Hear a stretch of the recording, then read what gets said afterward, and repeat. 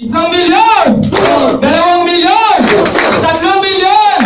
Without further ado, please welcome Ms. Godet Bunye!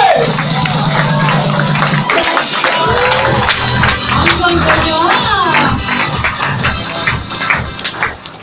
Good morning po sa inyong lahat. Morning! Wow, buhay na buhay pa. Kasi kanina narinig ko, hinele kayo ni Don Banasha. Partner Don. Ayan. Sino dito mga gutom na? Taas ang kamay para malaman namin yung bilang eh. Dali, taas na. Yan, lilipas din po yan. Kasi po ito sa Global, lilipasan ka ng gutom, makikita ka ng mga success story ng mga distributors ng Global. Ikakayaman mo naman. Yes! Yan. Ako po si Godet Bunye, isa pong registered nurse na naging registered networker. Before ma-invite ako sa Global, isa pa akong teacher. Laya, di ba? Nurse tapos nag-teacher. Kasi nung pumasa pa ako ng board exam, nag-apply ako ng trabaho sa mga ospital. Lahat po. Siguro mga naka-15 ospital ako. Wow. Kaso, bumagsak sa criteria ko. Criteria talaga eh. Ang sweldo lang pala, thank you. Yan, sabihin lang sa'yo thank you pag after ng shift mo. So I decided na mag-apply or mag-ibang linya. So nag-teacher po ako ng English sa Koreans. Ayan, dito po sa Ortigas. Isa siyang online-based teaching ng Koreans, parang pa-Skype conference call, parang call center din. After 1 year na nagtatrabaho ako, yung boss ko, katabi ko sa upuan ko dun sa sitting plan namin sa office. Tapos, lagi siyang may kinakalikot na DTC. Yan. Puro number nakikita ko eh. Alam ko pera yun. Sinisilip ko. Sabi ko, Ma'am Leia, ano yan? Sabi, wala. Okay lang yun. Huwag mo nang alamin. Baka may yumamang ka pa. Yan, narinig na ba yan? Di ba, syempre, pagsabihan ka, baka yumamang ka pa. Syempre ako, kaya ako nag-nursing. Hipokrito naman kung hindi ko sasabihin, ayoko yumaman. Syempre gusto ko yumaman, kaya ako nag-nursing. Tama po, kaya nauso yung nursing. So, ako, inimbitahan ko yung sarili ko sa Global. O, di ba, hindi ako kasi kinaladkad. Ako nag-imbita sa sarili ko dito sa seminar room ng Global. Okay, to cut a long story short, nagustuhan ko po yung negosyo. Yun nga lang po, syempre, alam niyo na, nung nakita ko po yung may puna na 7,980. Totoo nga eh, nagdilim yung paningin ko. Kasi po, pagtingin ko sa wallet ko, ang kapal ng wallet ko, pero puro payslip. Ipon na ipon, hanggang ngayon nandun pa remembrance. Yung payslip ko, hindi umabot ng 7,000 eh. 7,980. 6,980, kinapos pa. Yun po. So, ginawa ko ng paraan. So, ginawa ko yung negosyo, in short, 2 days lang nagawa ko ng paraan po. Pinangutan ko talaga. At nung time na nagne-network ako, sabi ko yung upline ko, yung boss ko. Okay. Kaso nag-stop. Sabi ko, paano ako gagawa ng business? Yung upline ko nag-stop. Tapos sabi dun sa NDO, business mo to. So kailangan ikaw yung gumawa ng business. Yung sumunong upline sa akin, mas mababa yung pinag-aralan sa akin. So, nurse din siya, pero hindi nakatapos. So, as an upline, siya yung upline ko, ako nurse. Alam niya yung ego?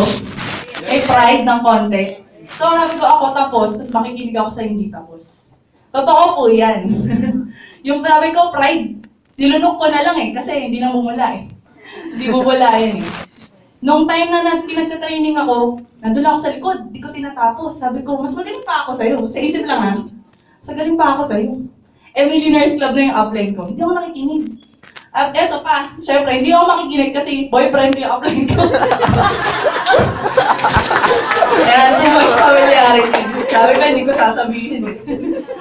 Ayun. So, hindi talaga ako nakinig mga almost 3 months. And then time, na-burn out po ako sa trabaho, nag-resign ako. So, sabi ko, full time. Pero hindi pa po ako kumikita gaano sa Global. Kasi ako mismo pasaway eh. Hindi ako nagtatraining. Diba? Nagdudunong-dunongan lang. So sabi ko, ba't invite ako ng invite? Nag-join, meron. Pero ba't ganun? After mag-join, di na nagpaparamdam. Ayos yan, di ba? So ikaw naman gagawin ko. So after 3 months po, na full time, ba't dumating sa point na Nangungutang ako ng 20 pesos, pamasahe papunta sa Ortigas sa kapatid ko na bunso. Sabi ko, ito ba yung in global? Payaman ba talaga? Pwede naman po akong umutang sa offline ko eh, kaso hindi ko ginawa. Kasi tinatak ko sa isip ko na yung success ko na makukuha sa in global, masasabing akin. So yun. Yung itong 20 pesos, 100, nahiya pa ako kay na mama. Kasi that time po, hindi ako pinansin ng tatay ko for almost 1 year. Kasi nag-networking lang daw ako. At pinag-aral ako ng nursing. Sabi ko, tignan nyo na lang ako after 1 year, ma. Taningan nyo ako. Okay? Na papatunayan ko na yung ginawa kong desisyon, sulit na sulit talaga. Kaso yung 1 year na yun, may journey pala yun. Nung nakwento ko, 3 months after na nag-full-time ako, alam niyo nangyari sa akin. Grabe po. Grabe po talaga. Bumalik ako sa employment. Ayun naman, nag-try ako call center. Doon ako call center agent. Na nakakatawa lang, hindi ba po? Nag-full-time ka na, bumalik ka pa. Kasi pasaway ako na downline. Hindi ako nakikinig. Sa after noon, mga 4 months pa ako nagtrabaho sa call center, dito sa may show, ginagawa ko pa rin po yung business. Yun lang, nag-reflect ako sa sarili ko, ano bang kailangan kong pag-aralan? Or ano bang kailangan kong baguhin? Yung pala, nilunok ko na talaga yung pride eh. Yun, in-accept ko na, sige, apply kita mag sa business. So yun po yung time na nag-trainee ako, NDO, ASAP. Totoo pala yun, 5 times NDO, 5 times ASAP. Magising-gising na lang, hindi magising that time, di ba?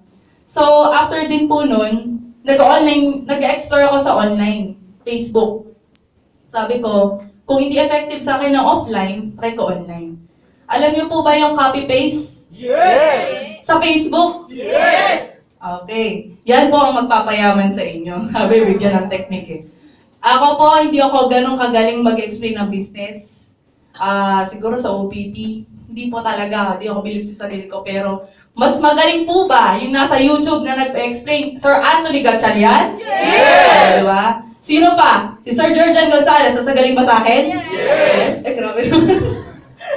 Ayan. Eto, nandito. Napakaswerte po kasi si upline, si Christina Ganaban, isa po siya sa video na sinishare ko. Walang halong biro. Na hindi ko po akalain na kasabay po namin ngayon sa Sizzle. Siya po yung unang video na sinesend ko sa isang OFW na nasa ibang bansa sa Facebook. Una kausap ko, Christina Ganaban. Yan. Napaka-powerful. So, may mga nasyaran po ako, may nag-join, merong hindi. Pero nagulat po ako isang beses, sabi niya, pwede bang mag-member lahat ng family member ko? Sabi ko, syempre, pwede. Minember niya, 10 sa pamilya nila. So, 10 accounts, Israel. Yun po yung dati kong ka-churchmate na si Ate Iya. Nung nagtatrabaho sa call center, so that time, kumita ako ng kahit pa paano, mga 15,000. So yan, bumantay na sa sweldo kong 25,000 pesos. Okay? After po nun, Agila pala si Ate Iya. Nakakuha po siya ng taga-Israel din. So, puro 7 heads na po yung pumasok sa akin. Dumating po yung time na mas doble na po yung kinikita ko. Doon talaga, walang halong biro. Doble na yung kinikita ko sa InGlobal. Ito ginagawa ko lang 3 hours per day. Or minsan nga 4 times a week pa eh. So yung kinikita ko, di ba, doble na. So nag-isip-asip ako, ito na siguro yung senyales na mag-full-time ako. So after that, tuloy-tuloy na po yung journey ko. Ayan. Kung yung dati, numinom ako ng 20 pesos sa kapatid ko, hindi na. Pinag-aaral ko na siya ngayon. Ayan. Yung tatay ko po, kung dati, 1 taon ako hindi pinansin. Grabe po, nung nilabas ko yung kotse ko, sila pa yung nauna sa kasa. Tsaka sabi nila, pag wala ako sa bahay, anak, anong gusto mong ulam? Na hindi naman sila ganun dati.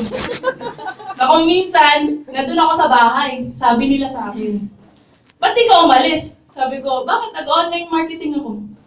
Lumabas ka, mag-recruit ka, marang ka na downline mo. Ganun po nangyari sa magulang ko. Tsaka, grabe po yung binigay ng InGlobal sa akin na hindi ko inaakalang. Nandito ko sa harapan nyo ngayon, na marahil kayo po nakaupo dyan, kayo po ang next na mag-share ng story nyo. Sarap pala mag-share, no? Tsaka, kung dati po sa trabaho ko, kumikita ako ng 25,000 per month. Yung 25,000 per month na po yun, nagiging per week na sa InGlobal. Tsaka ito po, sabi po ng mga speaker, di ba? Maging blessing sa magulang kasi meron na lang silang konting oras. Hindi natin alam.